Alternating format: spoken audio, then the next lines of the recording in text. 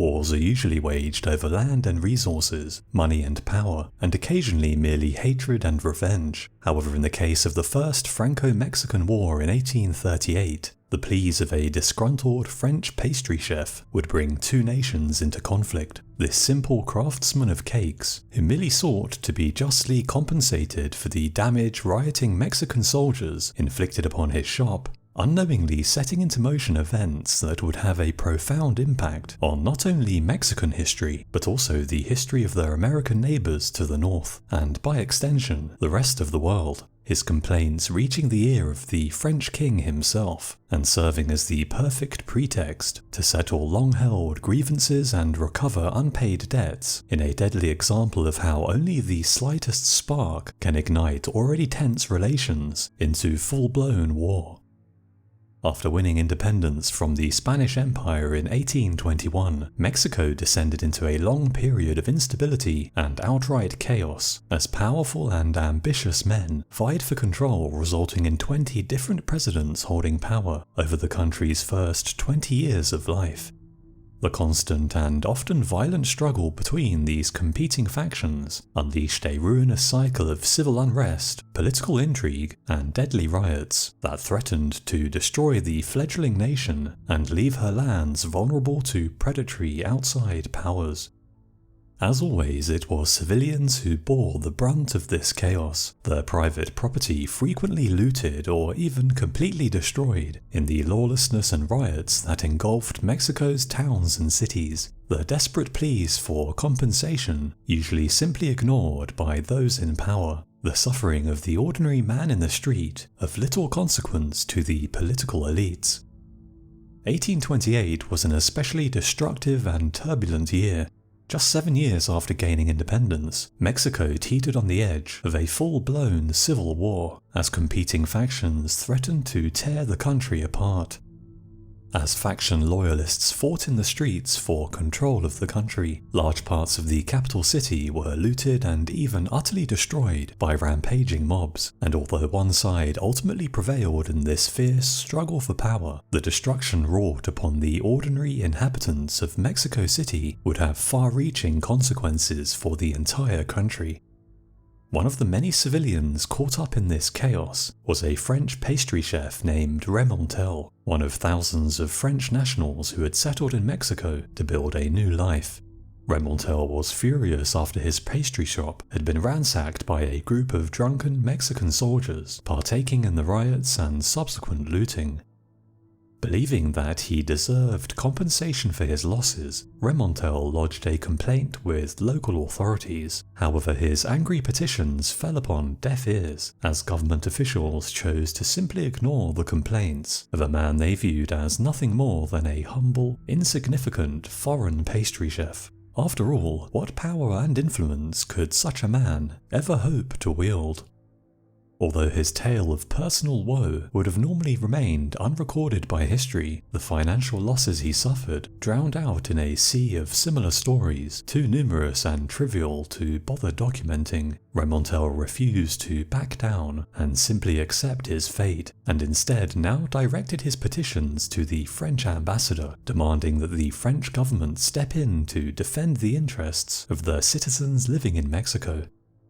The complaints of a pastry chef living thousands of miles from France might have usually been of little interest to the French authorities. However, tensions between France and Mexico were already running dangerously high. After gaining independence from Spain, Mexico had struggled to gain recognition from many of the world's great powers.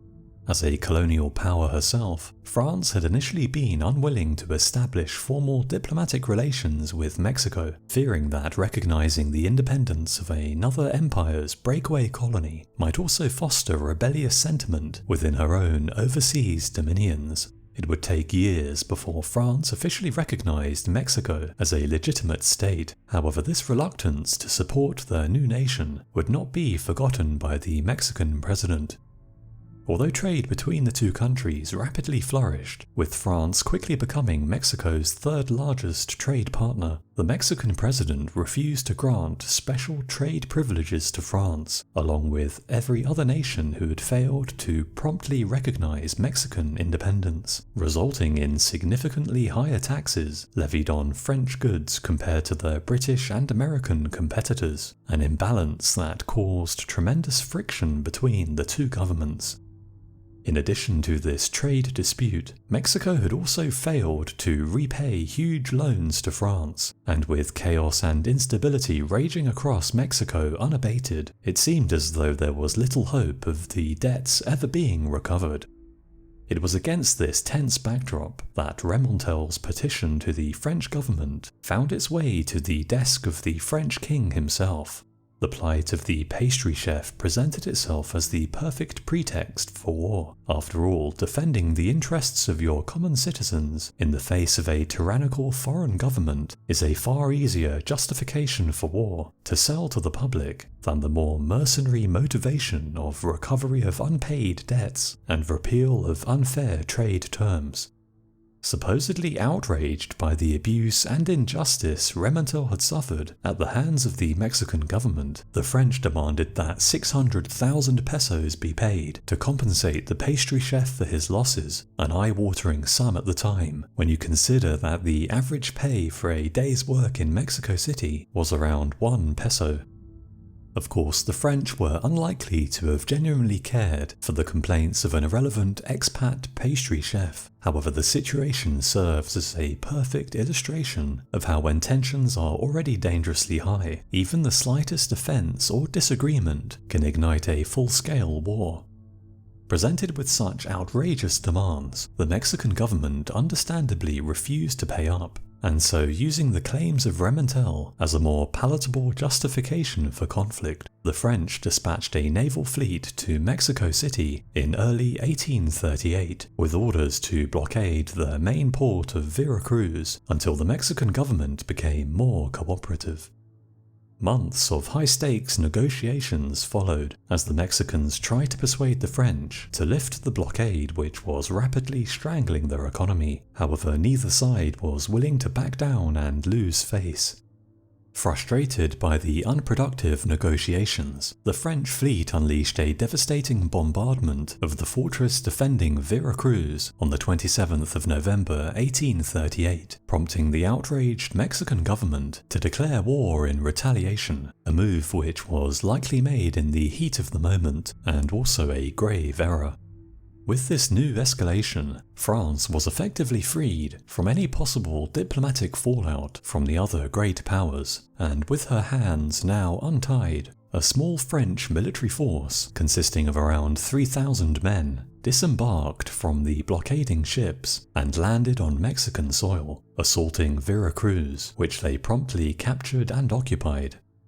With hostile foreign troops from one of the world's greatest powers occupying their land, and with the majority of their naval fleet having already been captured, the panicked Mexican government quickly realized how serious the situation was becoming, and in sheer desperation sought help from an unlikely character. The famous General Santa Anna had long played a central role in Mexican affairs. However, his defeat, humiliating capture, and subsequent loss of Texas during the Texan Revolution just 2 years earlier had left him disgraced and forced into retirement on the fringes of public life. However, the fallen general saw an opportunity to repair his reputation and win redemption in the eyes of his people, dramatically coming out of retirement to lead the Mexican army against the invading French. Conveniently living nearby, General Santa Anna rushed to Veracruz, took command of as many men as he could muster, and led his small force against the French occupying the port city at what became known as the Battle of Veracruz. However, facing a superior enemy holding a well-defended position, his attack was decisively repelled, with Santa Anna losing his leg to enemy grapeshot.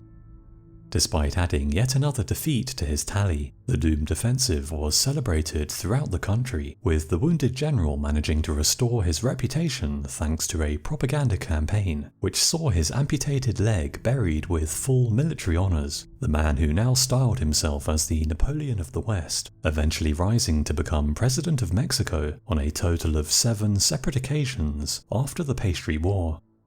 The deadlock was finally broken after intervention by the British, who brokered a peace deal in which Mexico agreed to pay 600,000 pesos as damages to French citizens living in Mexico, while the French government was promised more favourable trade terms in place of war reparations.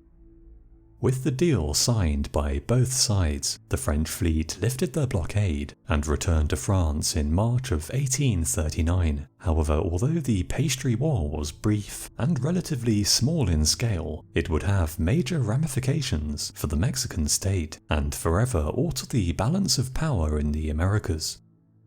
The lengthy naval blockade and subsequent loss of customs revenue, coupled with the cost of the war itself, including the rebuilding of Veracruz, had inflicted severe damage upon the Mexican economy, an economy which was already in poor shape before the war even began.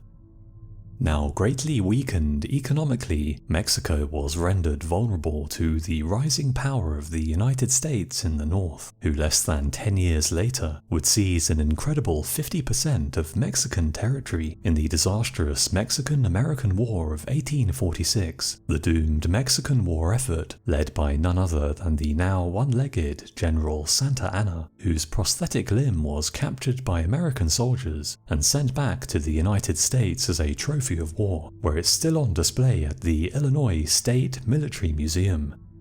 Were it not for the Pastry War 10 years earlier, General Santa Anna would have likely never returned to power, while Mexico's economic decline and subsequent military weakness might have been lessened or even reversed. A more able leader, backed by a stronger economy and military, may have significantly changed the outcome of the war, permanently altering the course of history for Mexico, the United States, and indeed the rest of the world. I hope you enjoyed the video. Let me know your thoughts in the comments below, and I hope to see you again soon.